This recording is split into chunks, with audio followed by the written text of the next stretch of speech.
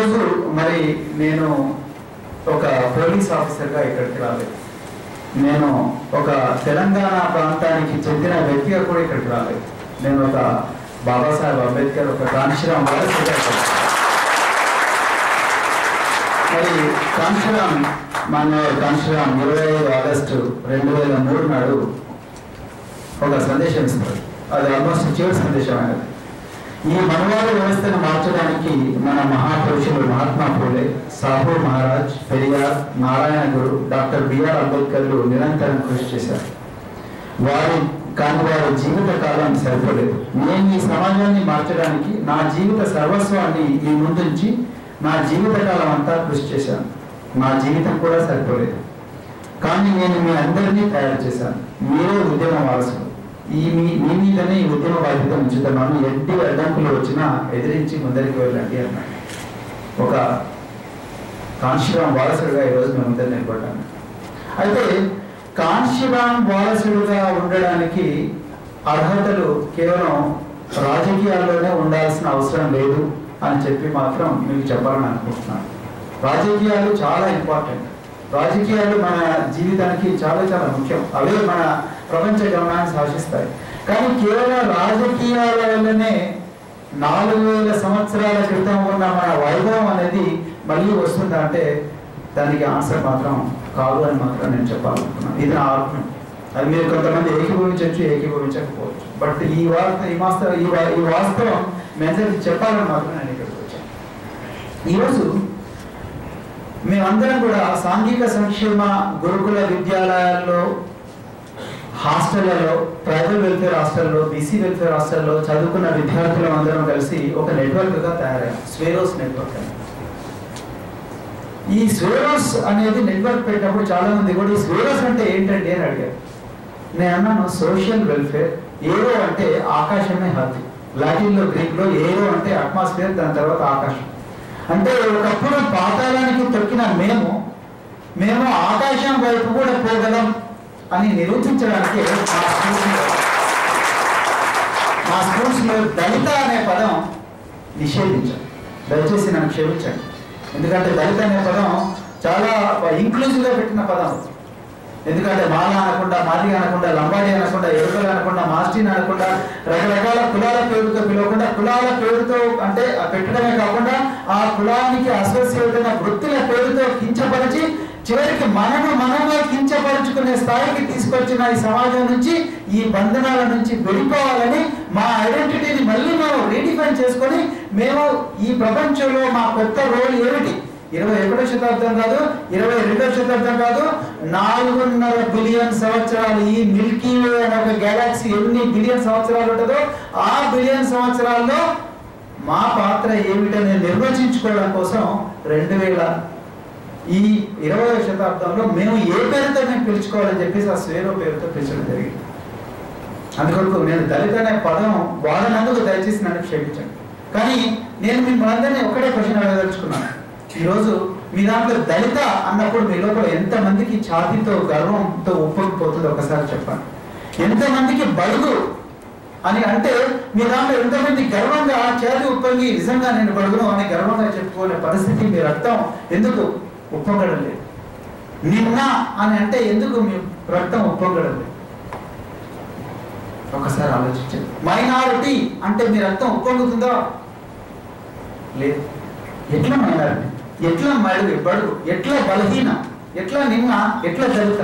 ఈ ప్రపంచంలో, ఈ దేశంలో 300 మంది మిలియన్లు ఎస్సీలు ఉన్నారు. 85 మిలియన్ల ప్రజలు ఎస్టీలు ఉన్నారు. దాదాపుగా ముస్లిం సోదరులు దాదాపుగా 11% ఉన్నారు, 11 నుంచి 12% ఉన్నారు. తర్వాత బీసీలు దాదాపుగా 25% దాకా ఉన్నారు. అంటే వీళ్ళు మెజారిటీ అన్నప్పుడు వీళ్ళు ఎట్లా మార్జినలైజ్ అవుతారు అనేది అసలు మీరు ఏ తర్కంతో ఆలోచించినా కూడా దీనిలో ఆన్సర్ దొరకదు. కానీ ఈరోజు మనం ఎవరు అనకపోయినా మనమే కించపరుచుకుంటూ మనం ఒక భావజాలాన్ని చేసుకొని దాని మీద మనం రుద్దుకుంటున్నాం. అది చాలా సైకలాజికల్గా చాలా డేంజరస్. దయచేసి ఈ విషయం మీద మీరు ఒక చర్చ చేయండి, దాన్ని ఆలోచించండి. చాలా ఇంపార్టెంట్. నేను ఎందుకు చెప్తున్నా అంటే దీనికి ఒక రీసెర్చ్ ఉంది. ప్రియాంక పాండే అండ్ కార్లా హాఫ్ అని ఒక ఇద్దరు రీసెర్చర్స్ తర్వాత అలాగే జోషువా ఆరన్సన్ అండ్ క్లాడ్ స్టీలే అని ఇంకొక ఇద్దరు రీసెర్చర్స్ వీళ్ళు ఒక చిన్న పరిశోధన చేసినారు ఉత్తరప్రదేశ్లో. ఉత్తరప్రదేశ్లో ఏం పరిశోధన చేసినారంటే ఆ పేరు నేను చెప్పను, కానీ వాళ్ళు ఒక గ్రూప్ తీసుకున్నారు, left side group, right side group. Left side group వాళ్ళందరూ కూడా రామ్ రెడ్డి, రామ్ పాండే, రామ్ త్రిపాఠి, రామ్ అని రకరకాల అగ్రవర్ణాల పేర్లు పెట్టి, బాబు మీకు ఒక పరీక్ష ఇస్తున్నాము, ఆ పరీక్షలో మీరు ఈ ఆన్సర్లు రాయండి అలా. ఇంకొక వైపు ఎల్లిగాడు, పుల్లిగాడు, మల్లిగాడు అని చెప్పి గాడు, ఎల్లమ్మ, పుల్లమ్మ అవన్నీ రకరకాల ఊళ్ళలో ఒక 2000 సంవత్సరాలు ఈ సమాజం అని పిలిచిన పేర్లతోని పిలిచి ఎల్లిగాడు, పుల్లిగాడు అని చెప్పి రకరకాల పేర్లు పెట్టి వీళ్ళకి చెప్పాలి. ఇద్దరు ఒకటే ఐక్యూ ఉన్నవారు. ఆ ఎగ్జామ్ పెట్టిన తర్వాత ఒక మేజ్ అంటే రామోజీ ఫిలిం సిటీలో ఎంట్రీ ఉంటుంది, ఎక్కడి నుంచి వెళ్ళాలో బయటికి తెలియదు, అలాంటి దాన్ని మేజ్ అంటాం. ఆ మేజ్ లో పెట్టి ఎవరు ముందే మేజ్ నుంచి బయటకు వస్తారో చూసారంటే రకరకాల చిక్కుముడి ఉంటుంది, అసలు దాని నుంచి రావడం చాలా కష్టం, ప్రతిసారి కన్ఫ్యూజింగ్ గా ఉంటుంది. సో ఆ మేజ్ నుంచి బయటికి రావడానికి ఎవరు ముందరగా ప్రయత్నం చేస్తారని చూస్తే, ఎవరి పేర్లైతే మొట్టమొదట నుండి అగ్రవర్ణాలు అనుకున్నామో, బలమైన వర్గాలు అనుకున్నామో, నాలెడ్జ్ కు సినానిమస్ గా ఉన్న నేమ్స్ ఏవైతే ఉన్నాయో, అంటే పాండే, రెడ్డి, లేకపోతే రకరకాల నేమ్స్ ఏవైతే ఉన్నాయో ఆ వర్ణాల పేర్లు ఉన్న వాళ్ళు ఫాస్ట్ గా పైకి, అంటే అప్పటికప్పుడు పేర్లు పెట్టి పిలిచిన వాళ్ళు ఫాస్ట్ గా వచ్చారు. ఎల్లిగాడు, పుల్లిగాడు అని చెప్పి కించపరిచే విధంగా పేర్లు పెట్టిన వ్యక్తులందరూ కూడా చాలా స్లోగా బయటకు వచ్చారు. ఇది నేను ఎక్కడ చదివానంటే, ప్రొఫెసర్ ఇది ఒక్క నిమిషం దయచేసి ఆగండి, ఇది చప్పట్లు కొట్టాల్సిన అంశం కాదు. క్యాంపస్ పిల్లలు ఎప్పుడు చప్పట్లు కొట్టాలి, ఎప్పుడు చప్పట్లు కొట్టకూడదు, దయచేసి ఆలోచించి చప్పట్లు కొట్టండి. అంటే బహుశా మీరు చప్పట్లు కొట్టింది నేను చేస్తున్న మాడ్యులేషన్ మీద చప్పట్లు కొట్టారు, చాలా థ్యాంక్స్. కానీ ఇది మనందరం బాధపడాల్సిన విషయం. అంటే 4000 సంవత్సరాల నుండి మనను రకరకాల పేర్లతోని బాబాసాహెబ్ చెప్పిన నిచ్చెన మెట్ల వ్యవస్థలో మనల్ని ఇరికించి ఏమాత్రం అప్వర్డ్ మొబిలిటీ లేకుండా చేసిన వ్యవస్థలో మనం పడ్డ బాధ, మనం పడ్డ టార్చర్, ఒక లివింగ్ కాన్సన్ట్రేషన్ క్యాంపులో ఉండే బాధ అనేది ఈ చిన్న రీసెర్చ్ స్టడీలో మనకు తెలిసింది. ఈ రీసెర్చ్ స్టడీ నేను ఎక్కడ చూశానంటే,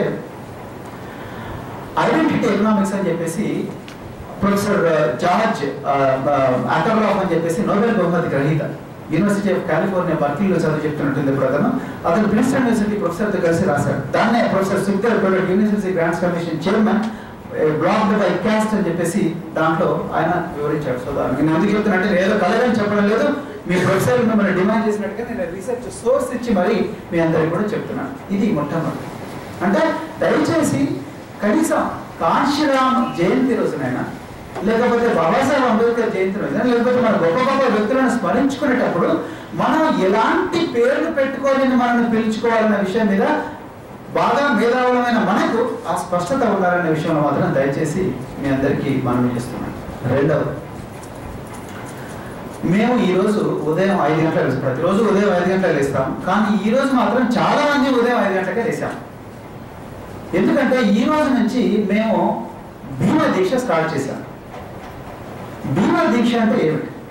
భీమ దీక్ష అంటే ఏమిటంటే, ఈ యాంత్రీకరణ ఉన్న సమాజంలో, ఈ ప్రపంచీకరణ ఉన్న సమాజంలో, లేకపోతే మనిషికి వాల్యూ తక్కువైన ఈ సమాజంలో, లేకపోతే మనం ఎవరో చెప్తుంటే మనం అట్లా కొట్టు పెట్టాడుతూ జ్ఞానాన్ని సంపాదించుకోలేక కొట్టు పెట్టాడుతున్న ఈ సమాజంలో నుంచి మనకంటూ మనం ఒక స్పేస్ సంపాదించుకోవాలి.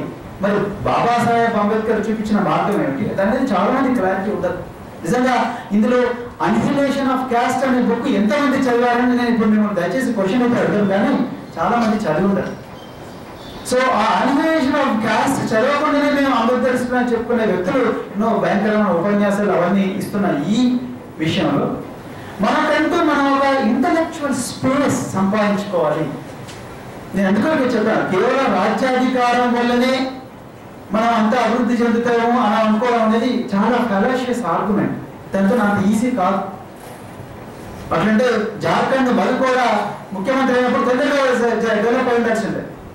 నైజీరియాలో, తూర్పు ఆఫ్రికాలో, దక్షిణ ఆఫ్రికాలో డెవలప్ అవుతున్న ప్రతి చోట కూడా నెల్సన్ మండేలా ఎప్పుడైతే విముక్తి తీసుకొచ్చారో అప్పుడే మొత్తం కూడా దక్షిణాఫ్రికా అంతా కూడా డెవలప్ అయిపోయి ఉండాలి. కాదు, దానికి ఇంటలెక్చువల్ రిసోర్సెస్, ముఖ్యంగా యూనివర్సిటీలో బ్రహ్మాండమైన మానసిక విప్లవం, ఇంటలెక్చువల్ రెవల్యూషన్స్ రావాలి, అప్పుడే అవుతుంది. ఆ ఇంటలెక్చువల్ రెవల్యూషన్ మనం ఎవరో చెప్తే ఎందుకు చేయాలి, మనమే ఎందుకు చేయకూడదని చెప్పేసి మేమందరం స్వేరాస్ అనుకుని మేమందరం కూడా ఒకసారి చిన్న ప్రయత్నం చేస్తాం. మేము ఫెయిల్ అవుతాం, సక్సెస్ఫుల్ అవుతాం. అదే సరే ఉదయం 5 గంటలకు లేసాం. ఈ రోజు ఉదయం 5 గంటలకు లేసి మేము చేసిన ఫస్ట్ పని ఏంటంటే చన్నీళ్ళతో స్నానం చేసాం. మూడవది ఏం చేసాము, బాబాసాహెబ్ అంబేద్కర్ రచనలన్నీ కూడా మేము వెబ్ నుంచి డౌన్లోడ్ చేసుకున్నాం. కొన్ని చోట్ల చాలా బుక్కులు బయట కూడా దొరుకుతున్నాయి, కొన్ని పబ్లిక్ దొరికితే అవన్నీ తీసుకున్నాం. చాలా వరకు ఇంగ్లీష్లో దొరికాయి, సంతోషంగా తీసుకున్న తర్వాత 5 గంటల నుంచి 6 గంటల వరకు ఆ బుక్. ఈ రోజు మార్నింగ్ నేను చేసిన ఫస్ట్ వర్క్ అనిలేషన్ ఆఫ్ కానీ చాలాసార్లు చదివినాను, కానీ ఈరోజు Buddha and Dhamma written by doctor B R Ambedkar చదివాను. అలా ఏ బుక్కైనా చదవచ్చు.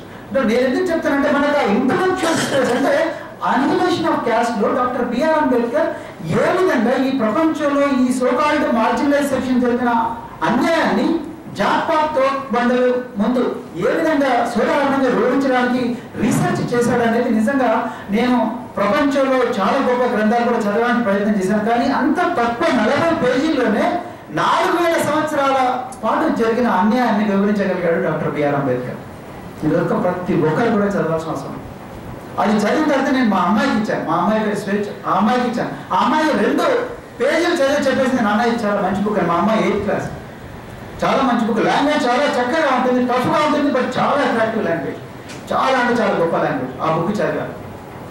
అదే కాకుండా ఈ భీమ దీక్షలో మేము చేయాలనుకున్న పనులు కూడా మీ అందరికీ ఇక్కడ చాలా మంది మీరు ఈ రోజు నుంచి చేయాలనుకుంటే చేయొచ్చు. ఎందుకు ఇది మార్చి 15 నుంచే మొదలు పెట్టామంటే, మార్చి 15 వచ్చేసి కాంశీరామ్ జయంతి, తర్వాత ఏప్రిల్ 5 వచ్చేసి జగ్జీవన్ రామ్ జయంతి, తర్వాత ఏప్రిల్ 11 వచ్చేసి జ్యోతిబా ఫూలే జయంతి, తర్వాత ఏప్రిల్ 14 వచ్చేసి బాబాసాహెబ్ అంబేద్కర్ జయంతి. సో మార్చి 15 నుండి ఏప్రిల్ 14 వరకు మేము చేయాలనుకున్న కార్యక్రమాలు, చేయడానికి ప్రయత్నం చేస్తున్న కార్యక్రమాలు ఏంటి అంటే ఇంటలెక్చువల్ రెక్టిఫికేషన్ కోసం మాకంటూ ఒక ఇంటలెక్చువల్ స్పేస్, ఇంటలెక్చువల్ యాంకర్ ఎట్లా తీసుకోవాలనే దాని మీద మేము చేస్తున్న కార్యక్రమాలు ఏమిటంటే, మొట్టమొదటి మనమందరం కుటుంబ సమేతంగా క్రింది మానీయులకు వారి జన్మదిన సందర్భంగా ఈ మానీయులు నేను ముందరే చెప్పాను. తర్వాత ప్రతిరోజు ఉదయం సాయంత్రం 1 గంట చొప్పున మహనీయుల చరిత్రను బోధనలు చదివించాలి. వారి కథలను చిన్నపిల్లలకు విడమర్చి చెప్పాలి. మూడవది ఈ మహనీయుల చరిత్రను బోధనలను, ఆశయాలను, ఆలోచనలు పల్లెల్లో, తండాల్లో, కాలనీల్లో సమావేశాలు నిర్వహించి గొప్ప గొప్ప వ్యక్తుల ఉపన్యాసాలను మన ప్రజలకు వివరించి చెప్పాలి. నాలుగవది ప్రతి గ్రామం లేదా పట్టణంలో అంబేద్కర్ విజ్ఞాన కేంద్రాలను ఏర్పాటు చేయాలి. ఇది చాలా చాలా ఇంపార్టెంట్. నేను ఉస్నాబాద్కు పోయాను, కరీంనగర్లో ఉస్నాబాద్ పోతే గోడల మీద అంతా కూడా మా స్కూల్ గోడల మీద, హాస్టల్ గోడల మీద, నేను దయచేసి మహిళలు నన్ను క్షమించాలి, లంచ్ అవుట్ కాదు రాశాను. నేను అంటే ఈ పిల్లలకు ఈ లాంగ్వేజ్ ఎక్కడి నుంచి వస్తుంది? ఈ పిల్లలు మీ ప్రిన్సిపల్ అడిగితే, సార్ ఈ పిల్లల్ని ఎంత చెప్పినా, ఎంత వైట్ వాష్ చేసినా కూడా ఈ విధమైన రాతలు రాస్తున్నారంటే ఈ లాంగ్వేజ్ ఎక్కడి నుంచి వస్తుందంటే, ఆ లాంగ్వేజ్ తెలుసుకోవడం కోసం నేను గ్రామీణ ప్రాంతాల్లోకి వెళ్ళాను, ఆ చుట్టుపక్కల గ్రామాల్లోకి. దాని తర్వాత మన ఇంకొక 2-3 గ్రామాల్లోకి వెళ్తే పిల్లలు పెద్దలను చూసి, మన తాతలను ముత్తాతలను చూసి అక్కడి నుంచి అనాదిగా వస్తున్న లాంగ్వేజెస్ను చూసి నేర్చుకుంటున్నారు. నేను నిజంగా పిల్లలు ఇంత తొందరగా ఇలాంటి చెడ్డ లాంగ్వేజ్ ఎట్లా ఎక్వైర్ చేస్తారు? వచ్చిన వాడు ఎవరికి చెప్పకపోతే వాడు చివరికి వచ్చి బాత్రూమ్ గోడల మీద, క్లాస్ రూమ్ గోడల మీద అంతా కూడా ఇదే పదం రాశారు. ఒకటి లవ్ గుర్తేసిండ్రు, దాని తర్వాత ఈ పదం రాసేశారు. ఆ క్లాస్ రూమ్ నుంచి బయటకు వచ్చిన వ్యక్తి ఈరోజు కాంశీరామ్ వారసుడు, డాక్టర్ బిఆర్ అంబేద్కర్ వారసుడు అవుతాడా కాడా అనేది ఈరోజు మనం అందరం కూడా అడుక్కోవాల్సిన ప్రశ్న. ఆ క్వశ్చన్ సాల్వ్ చేయడానికి ఈరోజు క్యాంపస్ లో, ఈ ఆడిటోరియంలో కూర్చొని ఉన్న వ్యక్తుల మన మీద ఉండే రెస్పాన్సిబిలిటీ అనేది కూడా మనం అందరం ఆలోచించుకోవాల్సిన ప్రశ్న. ఆ పదం అనేది నాకు ఒకసారి చాలా గట్టిగా కొట్టింది నా హృదయం మీద. అరే ఈ పదం, ఈ బూత్ పదం రాసిన వాడు రేపు పొద్దున ఈ జాతికి ఒక రస్తా, ఒక దారి ఏ విధంగా చూపిస్తాడని నాకు బాధేసింది. అందుకని మనం కల్చరల్ క్యాపిటల్ డెవలప్ చేసుకోవాలి. Cultural capital. నేను 25 సంవత్సరాల క్రితం యూనివర్సిటీలో రావడానికి మా ఊరిని వదిలినప్పుడు ఎవరెవరైతే తాగుతున్నాడో, 25 సంవత్సరాల తర్వాత జనవరి 1 నాడు మా ఊరికి పోతే అదే వ్యక్తి తాగున్నాడు. మరి ఎలా తాగిన వాడు మరి అప్పుడు తాగుతున్నాడు, ఇప్పుడు తాగుతున్నాడు. 25 సంవత్సరాల క్రితం కంకర కూలీ చేసుకుంటూ బాల్య వివాహాలు చేసుకున్న వాళ్ళు ఎవరైతే ఉన్నారో వాళ్ళు పెద్దయ్యి వాళ్ళ పిల్లలు కూడా బాల్య వివాహం చేయించారు. నేను నా కళ్ళతో చూశాను. పిల్లలు తల్లిదండ్రులను చూసి చాలా ఫాస్ట్గా నేర్చుకుంటున్నారు. మా ఇంట్లో ఒక అబ్బాయి పనిచేస్తాడు. ఆ అబ్బాయి ఒకరోజు వాళ్ళ చిన్న కొడుకుని తీసుకొని వచ్చింది, వాడు 2 సంవత్సరాల వయసు. వాళ్ళ భార్య పనికి పోతే మా సారోళ్ళింటికి పోదారా, మా అమ్మాయి దగ్గర వాళ్ళ సార్ వాళ్ళ బిడ్డ దగ్గర 2 డబ్బులు వాళ్ళతో నీకు ఆడిపిస్తారని చెప్పి తీసుకొచ్చింది. వాడు తర్వాత వాళ్ళ అబ్బాయి వాళ్ళ ఫాదర్ కసులు ఉడుస్తుంటే ఆ అబ్బాయి మా అమ్మాయి బొమ్మలతో ఆడుకోకుండా వాడు చిన్నగా బయటికి పోయి వాళ్ళ నాయన కసులు ఉడుస్తుంటే ఆ చీపురుకుల నుండి ఒక పుల్ల తీసుకొని వాళ్ళ నాయన వాడు కూడా కసులు ఉడుస్తున్నాడు. ట్రాజెడీ. ఈరోజు మన రోడ్లన్నీ శుభ్రంగా ఉండడానికి ఎంతో మంది మహిళలు రేడియం దుస్తులు వేసుకొని ఉదయం 2 గంటల నుండి ఉదయం 6 గంటల వరకు కంటిన్యూస్ గా రాత్రులు యాక్సిడెంట్లు గురవుతున్నా తెలిసినా కూడా బస్తీల నుంచి వచ్చి ఓడిస్తారు. వాళ్ళ పిల్లలంతా ఏమవుతారండి? అడ్డగుట్ట కానీ, జగద్గిరిగుట్ట కానీ, నందనవనం కానీ, మాణికేశ్వరరావు నుండి కానీ పుట్టిన పిల్లలందరూ కూడా ఏమో కాంశీరామ్ వారసులు అవుతారా వాళ్ళు? చెప్పండి, నాకైతే డౌట్. ఎందుకంటే తండ్రులు చేస్తున్న వృత్తిని పిల్లలు చేస్తున్నారు. వారికి రోల్ మోడల్ ఎక్కడుంది? నేను మొన్న కూడా చెప్పాను, ఇదే వాళ్ళు ప్రొఫెసర్ అమృత్ కృష్ణ డ్యూక్ యూనివర్సిటీలో ఏదైతే రీసెర్చ్ చేసి చెప్పారో సోషల్ మొబిలిటీ మీద, గ్రామీణ ప్రాంతాల నుండి పట్టణ ప్రాంతాలకు అభివృద్ధి చెందాలంటే, మొబిలిటీ రావాలంటే, పేదరికం నుండి ధనవంతుడిగా మొబిలిటీ ఉండాలంటే 2 రీజన్స్. ఒకటి ఇన్ఫర్మేషన్ లేదు, రెండోది రోల్ మోడల్ లేదు. ఈ రోల్ మోడల్ ఎవరు ఇవ్వాలి? మీరు ఇవ్వాలి, మనందరం ఇవ్వాలి. సండే రోజు ఏదైనా మీటింగ్ పిలిస్తే హైదరాబాద్లో ఎంప్లాయీని వాడికి చికెన్ తినడం ఒకటే వచ్చు, లేకపోతే ఐమాక్స్లో సినిమా చూడడం ఒకటే వచ్చు, లేకపోతే పార్కులకు పిల్లలతో కూడా తెలుసు తప్ప ఒక్క నెలలో ఒక్క సండే కూడా హాస్టల్లో కానీ గ్రామీణ ప్రాంతాల్లో చూడకపోతే ఎంత దుర్మార్గంగా ఉంటుంది పరిస్థితి అనేది మా ఊరు చూస్తే నాకు అర్థం. నేను ఆ గిల్టీ కాన్షియస్ అనే విషయం చెప్తున్నాను. నేను గొప్ప చేశాను చెప్పడం లేదు. అంబేద్కర్ విజ్ఞాన కేంద్రాలు ఎందుకు అంటున్నామంటే, గ్రామాన మనం అందరం కూడా అంబేద్కర్ విజ్ఞాన కేంద్రాలు ఎందుకు తోడ్పడాలి అంటే, ఈ రోజు గ్రామీణ ప్రాంతాల్లో ఏం చేయాలనే విషయం కూడా తెలియదు. అంబేద్కర్ అంటే కూడా తెలియని గ్రామాలు మా చెల్లెలు వికారాబాద్కి ఇచ్చినాం మేము. మా చెల్లెలు డాక్టర్ వికారాబాద్ అన్నా సరే అంబేద్కర్ అంటేనే ఎవరో తెలియదు, నువ్వు అంబేద్కర్ విజ్ఞాన కేంద్రం అంటున్నావు ఏంటంటే తెలియజెప్పాల్సిన బాధ్యత మన మీద ఉందాం అని చెప్పి నేను మా చెల్లెలు. అంబేద్కర్ అంటే తెలియదు, కాంశీరామ్ అంటే తెలియదు, ఎవరంటే తెలియదు. మరి ఎట్లా మన చరిత్ర, గాంధీ చరిత్ర ఎట్లా వస్తుంది? సో అది ఒకటి మేము అంబేద్కర్ విజ్ఞాన కేంద్రాలు ఒకటి ఈ చేయాలని చూస్తున్నాం. అది ఇంకా జీవితం వరకు, చివరి శ్వాస వరకు కూడా మేము కంటిన్యూస్ గా మాకు చేరినంత కాడికి అంబేద్కర్ విజ్ఞాన కేంద్రాలు గ్రామాన గల్లీ నెలకొల్పడానికి ప్రయత్నం చేస్తాం. మీరు కూడా దయచేసి ప్రయత్నం చేయాలి. తర్వాత ప్రభుత్వ, ప్రైవేట్ ఉద్యోగులు మరియు వ్యాపారులు తమ మార్జినల్ ఆదాయంలో 1% డబ్బును వినియోగించి విలువైన పుస్తకాలు, స్టడీ మెటీరియల్స్ విజ్ఞాన కేంద్రాల ద్వారా మన విద్యార్థులకు అందించాలి. మన దగ్గర ఉన్న మహనీయుల జీవిత చరిత్రలు, వారి విలువైన గ్రంథాలు ప్రతి వారు స్వచ్ఛందంగా అంబేద్కర్ విజ్ఞాన కేంద్రాలకు విరాళం ఇవ్వాలి. దేవుళ్ళ పేరుతో పండుగలు, ఉత్సవాలు, పుట్టినరోజు వేడుకలకు డబ్బు వృధాగా ఖర్చు చేయకుండా ఆ సందర్భంలో ఖర్చు చేయాల్సిన డబ్బును బుక్కులు కొనుక్కొని విజ్ఞాన కేంద్రాలకు ఇవ్వాలని మా అభిమతం. దీక్షా సమయంలో ఈ 30 రోజులు మాత్రం శాకాహారమే తీసుకోమంటాను. నేను ఏదో నాన్ వెజ్ పెడుతుంది, నేను కూడా భయంకర తింటాను, నేను కూడా బీఫ్ తింటాను, అన్ని తింటాను. That's not the issue. కానీ ఈ నెలలో మాత్రం దయచేసి కొంచెం రెస్ట్ ఇవ్వండి, చూద్దాం ఏమవుతుందో. దీనివల్ల ఒక సీరియస్నెస్ పెరుగుతుంది అంతే తప్ప నేను తినద్దు, తినేవాళ్ళంతా కూడా నాలెడ్జ్ రాదని కాదు. కానీ దయచేసి ఈ నెలలో మాత్రం రెస్ట్ ఇస్తే బాగుంటుందని మేము అనుకున్నాం. తర్వాత సిగరెట్, గుట్కా, తంబాకు, జర్దా, పాన్, మద్యం మొదలగు మత్తు పదార్థాలు సేవించలేదు. ఎప్పుడు సేవించలేదు భరతభూషణ్ అని చెప్పినట్టుగా. కానీ ఈ నెల ఒక అలవాటు ఉంటే ఈ నెలలో మాత్రం కంపల్సరీ బంద్ చేయాల్సిందే, compulsory. There is no second thought about it. Then ఇతరులను ద్వేషించరాదు. గంట సేపు వ్యాయామం మాత్రం కంపల్సరీ చేయాల్సిందే, కంపల్సరీ. ఎందుకంటే మీరు బాబాసాహెబ్ అంబేద్కర్, ఇప్పుడు కాంశీరామ్ గారు ఒక మాట అన్నారు, నేను అయిపోయింది ఇంకా మీరే చేయాలని నాకు సమయం లేదన్నారు. సో ఈ రోజు మనం ఎక్కువ కాలం బతికి ఎక్కువ చేయాలంటే మనం కంపల్సరీ వ్యాయామం. నేను నా ఏజ్ 46, ఆయన కూడా నేను వారానికి 30 కిలోమీటర్లు పరిగెడుతున్నాను. నా ఏజ్ 46, నా వెయిట్ ఎప్పుడు కూడా నేను 70కి దాటిలోనే. So what I'm trying to say is that వ్యాయామం చాలా చాలా చాలా చాలా చాలా ఇంపార్టెంట్. ఓకే. తర్వాత మన మహనీయుల జన్మస్థానాలను, వారి జ్ఞాపక చిహ్నాలను, సంక్షేమ హాస్టలను, గురుకులాలను సందర్శించాలి. మిత్రులారా, ముస్లిం సోదరులకు మక్కా, మదీనా ఉన్నాయి. వాళ్ళ జీవిత కాలంలో ఒకసారి హాజీపోతారు, ఇంకోసారి ఉమ్రాపోతారు. కరెక్ట్. సో అదేవిధంగా హిందూ సోదరులు కూడా రకరకాల పుణ్యక్షేత్రాలు ఉన్నాయి. నా ఉద్దేశంలో ఈ అంబేద్కర్ ఐడియాలజీ, ఈ కాంశీరామ్ వారసులందరికీ కూడా పుణ్యక్షేత్రాలు, లక్నోలో ఉండే కాంశీరామ్ పార్క్, దాని తర్వాత బాబాసాహెబ్ సామాజిక పరివర్తన స్థలాలు, తర్వాత దీక్షా భూమి లాంటివి మన మక్కా, మదీనాలు అని చెప్పేసి నేను మీ అందరికి చెప్తున్నాను. ఎందుకంటే గత ఏప్రిల్ 14వ తారీఖు నాడు నేను మా పిల్లలందరూ కూడా కలిసి గోరఖ్పూర్ ఎక్స్ప్రెస్ లో బయలుదేరి ఏప్రిల్ 14 నాతో పాటు ఇంకొక 2-3 ఐఏఎస్ ఆఫీసర్లు కూడా వచ్చారు. మేమందరం కలిసి మా కుటుంబ సమేతంగా మన ఐఏఎస్ ఆఫీసర్లను ఏసీ రూమ్లలో, ఏసీ కార్లలో, ఏసీ ఆఫీసులో ఉండడం కాదు, మన బిడ్డలకు గత కాలపు చరిత్ర అంటే ఎక్కడి నుంచి పాతకాలం నుండి 2000 BC నుంచి 2000 AD వరకు మన చరిత్ర ఏంటని మన పిల్లలకు తెలియాలి, దాని వైభవం తెలియాలని, చరిత్ర మరచిన వాడు చరిత్ర సృష్టించలేదని బాబాసాహెబ్ అంబేద్కర్ అన్నాడు.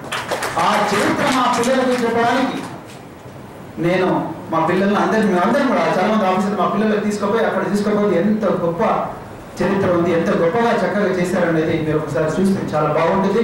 జీవిత కాలంలో దయచేసి ఒక్కసారైనా కూడా అక్కడికి జనరల్ కంపార్ట్మెంట్ అయినా పర్లేదు, ఏ కంపార్ట్మెంట్ అయినా పర్లేదు, దయచేసి వెళ్ళిన తర్వాత చూస్తే చాలా చాలా బాగుంటుంది. అక్కడ మీకు ఆ గొప్ప వ్యక్తుల గురించి మీకు ఒక స్ఫూర్తి అనేది వస్తుంది అనేది నేను అనుకుంటున్నాను. అదేవిధంగా ఈ వారంలో ఈ దీక్ష మాసంలో టీవీ సీరియల్స్ చూడగలరు. ఇది చాలా కష్టమైన కానీ టీవీ సీరియల్స్ స్థానే ఆంగ్లంలో రాసిన మన మహనీయుల చరిత్రలు కానీ మీకు ఆంగ్లంలో ఏవైనా చదవండి, ఆంగ్లంలో ఇండియా టుడే అయినా చదవండి, కానీ టీవీ సీరియల్స్ తానే కంపల్సరీ ఆంగ్లంలో అధ్యయనం మాత్రమే చేయాలి. తెలుగు మాతృభాష ఎలాగైనా వస్తుంది, తెలుగుని కించపరచండి, కానీ ఆంగ్లంలో మాత్రం కంపల్సరీ చదవాలంటే తర్వాత దీక్ష కాలంలో వీలైనంత చదవండి. కానీ ఓకే సార్ మేమైతే ఫస్ట్ చెప్తున్నాం, కానీ కనీసం దీక్షా కాలంలో చదువుతారా మీకు ఎలాగైనా మీకు అలవాటు అవుతుంది ఆంగ్లంలో చదువుతుంది. డాక్టర్ చిరంజీవి గారు చెప్పింది కరెక్ట్, కానీ నేను కనీసంగా చెప్తున్నా మినిమం చేయాల్సిన పని. ఓకే, తర్వాత పిల్లలకు అక్షరాభ్యాసం మాత్రం దయచేసి ఆంగ్లంలోనే చేయించండి. పిల్లలు ఎవరైనా చదవకపోతే వాళ్ళని దయచేసి పిల్లలు వాళ్ళకి ఆంగ్లంలో అక్షరాభ్యాసం చేయించడానికి ప్రయత్నం చేయండి. సో ఇవి కొన్ని మీరు ఇంకా ఏమైనా మంచిగా కలుపుకుంటే కలుపుకోవచ్చు. ఇది ఏదో కంపల్సరీ ఇలాగే చేయాలి అని చెప్పేసి నేను ఒక ఫండమెంటలిస్ట్ దృక్పథంతో ఇది చెప్పడం లేదు. ఎందుకంటే నేను చివరిగా ఒక మాట చెప్పి నేను ముగిస్తాను. ఎందుకు చెప్తున్నానంటే ఈరోజు మనం ఎన్ని చేసినా, ఎంత ఇది చేసినా కూడా మనం ఇంటలెక్చువల్గా సుపీరియర్ కాకపోతే, ఇంటలెక్చువల్గా మనం జ్ఞాన సముపార్జన చేయకపోతే, బాబాసాహెబ్ చేసినట్టుగా ఈ దేశ సరిహద్దులు దాటైనా సరే నాలెడ్జ్ను గ్రాస్ప్ చేయకపోతే ఈ దేశంలో ఉండే 500 మిలియన్ల ప్రజలకు మనం ఒక దారి చూపించలేము. అది నేను చాలా చెప్తున్నాను, వాళ్ళు చాలా రీసెర్చ్ కాదు, చాలా జాగ్రత్తగా చేసి చెప్తున్నాను. నేను జేఎఫ్ డైమండ్ బుక్ చదివాను, గన్స్, జెమ్స్ అండ్ స్టీల్. చాలా గొప్ప బుక్, మీరు అదే చదవండి ఇప్పుడు వీలు దొరుకుతారు.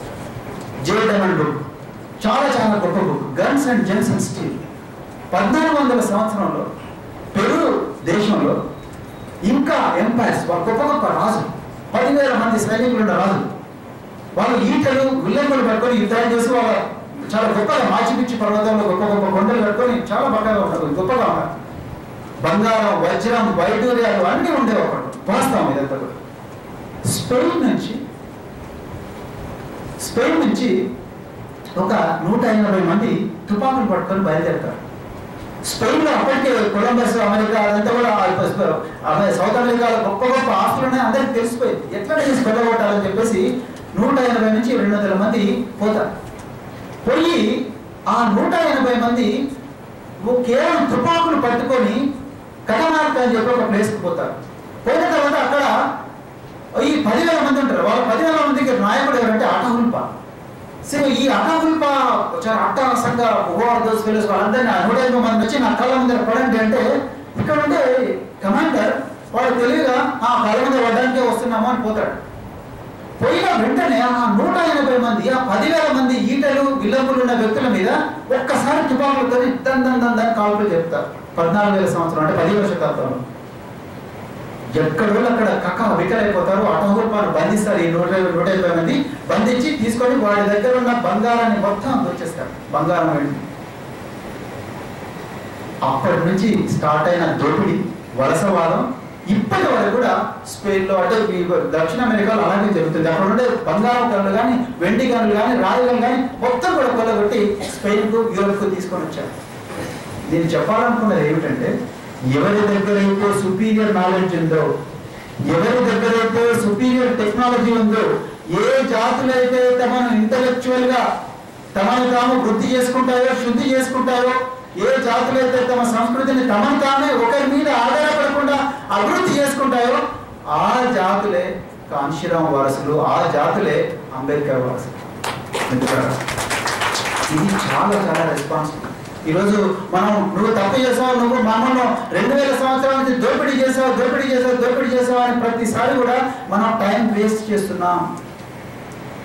మరి అది దాన్ని రివర్స్ చేయడానికి మనం ఎలా జేపీ డైమండ్ చెప్పినట్టుగా శుద్ధి చేసుకోవాలి, వృద్ధి చేసుకోవాలనే దాని మీద మనం ఆలోచించలేకపోతున్నాం. మరి ఉస్మాన్ యూనివర్సిటీ లాంటి ఒక గొప్ప యూనివర్సిటీలో ఇలాంటి ఇంటలెక్చువల్ డిస్కోర్స్ అనేది ఉండాలనేది నా ఆశయం, నా కళ. ప్రతిరోజు కూడా మీరు రకరకాల సమస్యలు రాస్తున్నారు. అదేవిధంగా రాయండి, దయచేసి రాయండి, ఇంగ్లీష్లో రాయండి, రకరకాల థీసిస్లో రాయండి. ఈ విషయాల మీద గ్రామీణ ప్రాంతాలకు వెళ్ళండి, ప్రజల గురించి చదవండి, ప్రజల గురించి చదివి వాళ్ళ జీవితాలను ఏ విధంగా మార్పు తీసుకురావాలంటే వాళ్ళ కల్చరల్ క్యాపిటల్ని ఏ విధంగా డెవలప్ చేయాలని చూడండి. నేను మొన్న ఒక గొప్ప ప్రభుత్వ సంస్థకి వెళ్ళాను. వెళ్ళిన తర్వాత మీరు నిజంగా పేద ప్రజలకు చాలా ఇస్తున్నారంటే రోజుకు 180 రూపాయలు ఇస్తున్నారు, మాకు బాగానే ఉంది, కానీ మరి ఎందుకు గ్రామీణ ప్రాంతం అంటే వాళ్ళు చెప్పారు లోపలికి తీసుకుపోయి 180 రూపాయలు ఇస్తున్నాం బాగానే ఉంది, కానీ దాంట్లో 70 రూపాయలు మళ్ళీ మన ఎక్సైజ్ డిపార్ట్మెంట్కి ఇస్తున్నామని చెప్పారు. అంటే కళ్ళు తాగుతున్నారు ప్రజలు, సారాయి తాగుతున్నారు అని చెప్తున్నారు. సో ఇది ఏమిటంటే ఇది ఇలా జరిగినంత కాలం మనం ఇలాగే ఉంటాం. అందుకొరకు చివరిగా నా రిక్వెస్ట్ ఏమిటంటే మరి చాలా చక్కగా మరి వీరబాబు తర్వాత తమ్ముడు అందరూ కూడా బాగా చేశారు. సో ఇది ఈ రోజు నుంచి మీరు కనీసం మన ఆలోచన విధానంలో, అంటే నేను సుపీరియర్గా ఆలోచిస్తున్నాం కాదు, మన ఆలోచన విధానంలో మార్పు రావాలి. మనం ఒక 10 విలువలు మనం ఇప్పుడు కొనిపుచ్చుకోవాలి. మొట్టమొదటి విలువ వచ్చేసి మీరు అందరూ గట్టిగా నమ్మాల్సింది ఏంటంటే we are not inferior to anyone. Number 2, we shall be the leaders wherever we are. అంటే లీడర్ కావాలంటే మనం కద్దరు బట్టలు వేసుకొని రాజకీయం చేయాల్సిన అవసరమే లేదు. లీడర్ అంటే క్లాస్ రూమ్లో లీడర్ కావచ్చు, మీరు ఆలోచన విధానంలో లీడర్ కావచ్చు, మీరు వ్యవహార శైలిలో కూడా లీడర్ కావచ్చు. Leadership is universal. You can be a leader wherever you are. So I shall be the leader wherever I am. Third, I shall always dream big and aim high. మన ఊర్లో నుంచి వచ్చినప్పుడు sir నేను aeroplane నిర్మిస్తా అంటే మన సార్లే మనం చూసి నవ్వుతారు. కానీ అమ్మ వీడికి ఏంద్రపై చెప్పులే లేవని ఆయన చెప్పినట్టుగా చెప్పులే లేవు వీడు ఏరోప్లేన్ నిర్మిస్తాడంట. అయింది ఇప్పుడు భరత్ భూషణ్ గారు చెప్పారు, కానిస్టేబుల్ భార్య 2 పిల్లల తల్లి అయింది కూడా ఐపీఎస్ సంస్థ కావాలనుకుంటుంది. మేము 25 నాడు ఇంకా ఆర్ట్స్ కాలేజ్ లో 2-3 తీసుకొస్తాం. సో అలాంటి I shall always dream big and aim high. అది 3వ వాల్యూ. 4వ value, I shall do what I love and be different. నేను నాకు హృదయానికి నచ్చింది చేస్తాను, నేను అందరికన్నా విలక్షణంగా చేస్తాను, విశిష్టంగా చేస్తాను, మీరు గట్టిగా అన్నమాట. 5వది, I shall never blame others for my failures. నేను నా తప్పులకు వేరే వాడిని బ్లేమ్ చేయను. అది ఏదైనా కావచ్చు బ్రదర్. నేను నా తప్పులకు వేరే వాడిని బ్లేమ్ చేయను అనే విషయం మీద మాత్రం మీరు చాలా చాలా సీరియస్ నిర్ణయం తీసుకోవాలి. 6వది, నాకు తెలియని దానికి నేను భయపడాను, నేను తెలుసుకోవడానికి ప్రయత్నం చేస్తాను. I shall never fear the unknown. Number 7, I shall never beg and cheat. నేను పోయి నా దగ్గరికి చాలా మంది వస్తుంటారు పిల్లలు, రాగానే ఫస్ట్ చెప్పులు ఇస్తారు. 3వది చెప్పులు రాగానే 2వది ఏం చేస్తారు, వంగుతారు. 3వది అప్లికేషన్ రాస్తారు, నేను ఎస్సీ మాలా లేకపోతే ఎస్సీ మాదిగా లేకపోతే ఎస్టీ లంబాడా లేకపోతే ఎక్కడని తెలుగులో రాసుకొని వచ్చి వంగుతారు. ఎందుకు వంగాలి? ఇంకా కరీంనగర్ వరంగల్లో ఆ ప్రాంతంలో అయితే చదువుకున్నారు కూడా కళ్ళు ఏమంటారు మన తలలో పోయి అక్కడ పోయి వచ్చి కళ్ళు కొట్టి బాంచన్ కాలు మొక్తా అంటారు. And what is this nonsense బాంచన్ కాలు మొక్తా? చదువుకున్నారు అనమాట. డాక్టర్లు కూడా ఇంజనీర్ నా ఫ్రెండ్స్ అన్నారు కూడా బాంచన్ కాలు మొక్తా అని జోకులు వేసుకుంటారు. What is this? మనం ఎందుకు మీరు బాన్స్ అని అనుకుంటున్నారు? So this is another important thing. I shall never beg and then I shall never cheat. Another important thing is I shall repay what I borrow. మనం అప్పు తీసుకున్నా, అప్పు అంటే డబ్బే కాదు మిత్రుడా. క్యాంపస్ లో చదువు తీసుకున్నావు, అది అప్పు మీ సర్వల దగ్గర నుంచి. You must come back and then tell the campus. మీ ఊళ్ళో నుంచి గాలి తీసుకున్నావు, నీళ్లు తీసుకున్నావు, మళ్ళీ you must go back to village and then do something there and then come back. Then lastly I shall never give up. జీవితంలో ఎప్పుడు కూడా ఆశను కోల్పోకూడదు. కాంశీరామ్ ఆశను కోల్పోలేదు, బాబాసాహెబ్ అంబేద్కర్ ఆశను కోల్పోలేదు, సంత రవిదాస్ ఆశను కోల్పోలేదు, పెరియార్ రామస్వామి ఆశను కోల్పోలేదు, నారాయణ కూడా ఆశను కోల్పోలేదు. వాళ్ళందరూ ఆశను కోల్పోలేదు కాబట్టి మనం ఈరోజు అంగిలా వేసుకొని బతుకుతున్నాం. ఆత్మగౌరవంతో బతకాలని ప్రయత్నం చేస్తున్నాం. అందుకొరకు మీరు కూడా ఆశను కోల్పోకూడదు. రాబోయే తరాలకు మరి మీరు కూడా గొప్ప ఆశని ఇవ్వాలి. వాళ్ళ కళ ఈ నా మహనీయుల కన్నా కళలను ఒక సౌదంగా నిర్మించాలని చెప్పేసి కోరుకుంటూ ఈ అవకాశం ఇచ్చిన మిత్రుడికి మరొకసారి కృతజ్ఞతలు తెలుపుకుంటూ ముగిస్తున్నాను. జై హింద్.